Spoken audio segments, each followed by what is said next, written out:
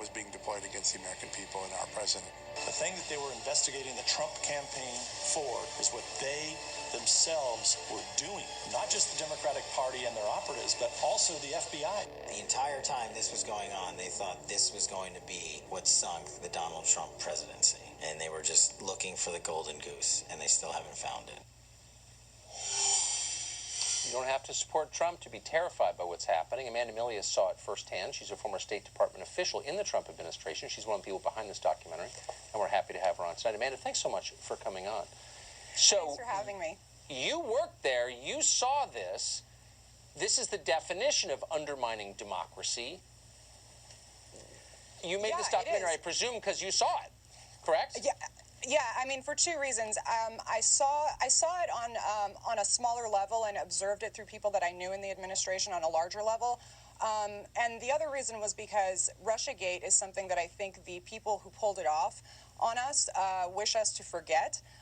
It seems like the whole country, in a sense, had to be put in this trance where they believed something that wasn't real, and it needs to be, stop, hold on a second. This didn't actually happen, and we need to acknowledge that. But yes, on the executive order, it's really one of the best things that the president could do to counteract this culture of subversion that is very, very prevalent in the federal government.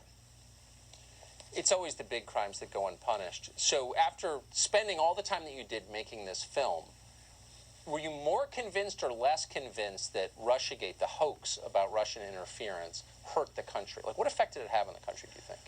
Well, it has major national security implications, and this is what I did see personally and up close when I was working at the State Department and around other bureaucracies, is it's not that they just convinced a very large part of the American public that the president was a Russian asset. They convinced a great deal of government employees that that was the case, too. I mean, these people were going home at night and listening to CNN every day. So when they come into work, they feel they have sort of a false imperative to do their own thing and to disregard the instructions from the commander-in-chief and the chain of command. And there's nothing really more dangerous than convincing the entire federal government that the president is a foreign asset. I mean, I don't think people have really dealt with the national security implications of that.